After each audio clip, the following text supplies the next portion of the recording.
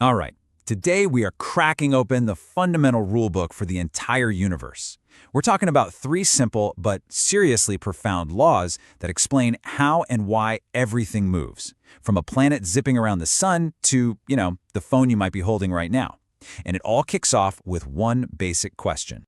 Have you ever really thought about this?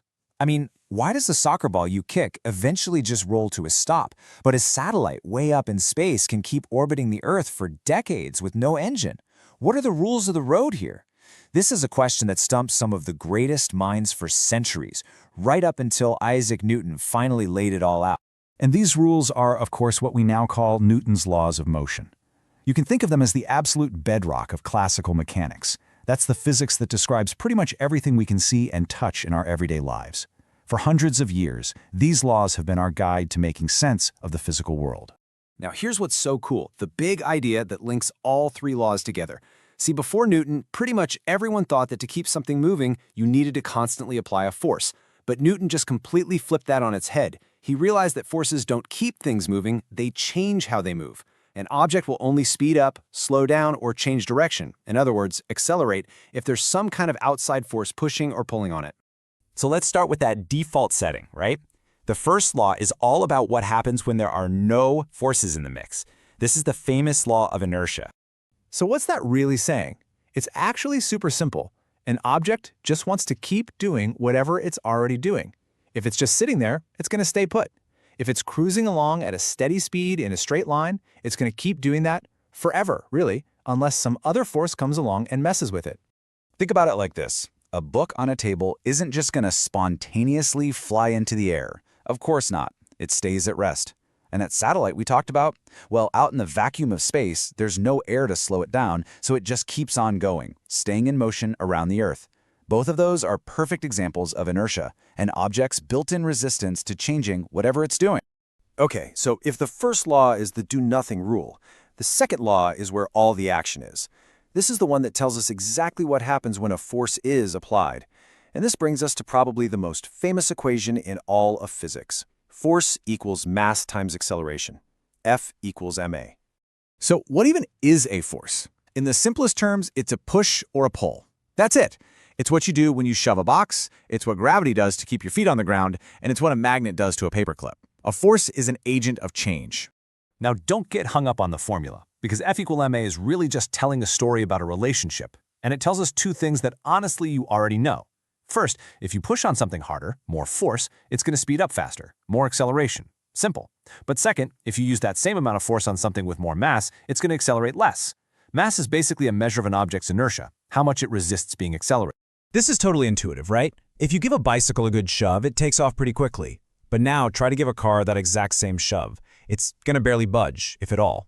The car has way more mass, which means it has way more inertia, and it just resists that change in motion a whole lot more than the bike does. And to make all this official and measurable, we have a unit for force. The Newton, of course, named after the man himself. So 1 Newton is just the amount of force you'd need to make a 1 kilogram object accelerate at 1 meter per second squared.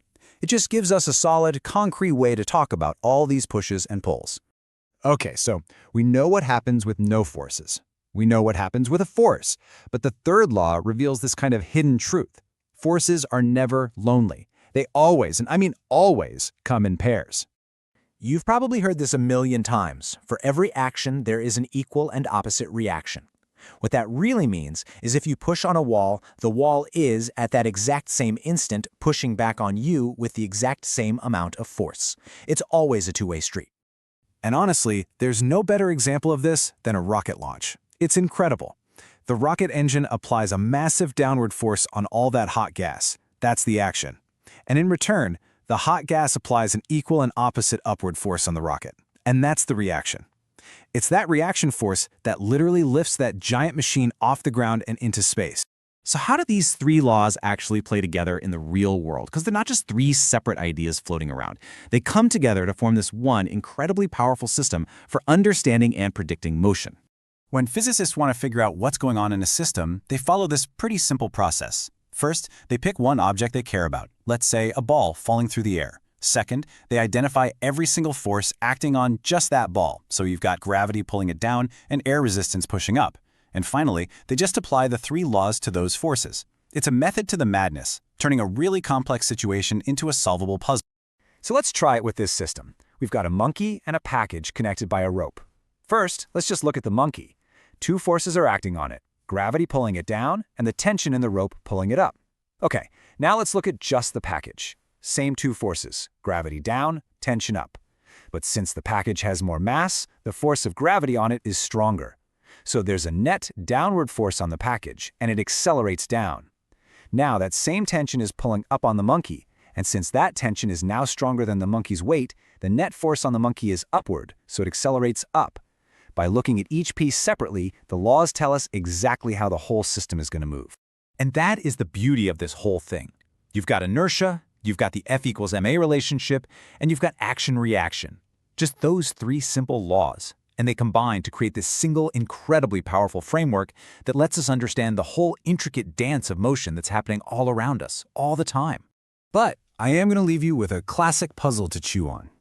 If a rocket pushes on gas, and the gas pushes back just as hard on the rocket, or if you push on a box and the box pushes back equally hard on you, why don't those forces just cancel each other out? How does anything ever actually move? That's a question that really gets to the heart of what the 3rd law is all about. Thanks for tuning in.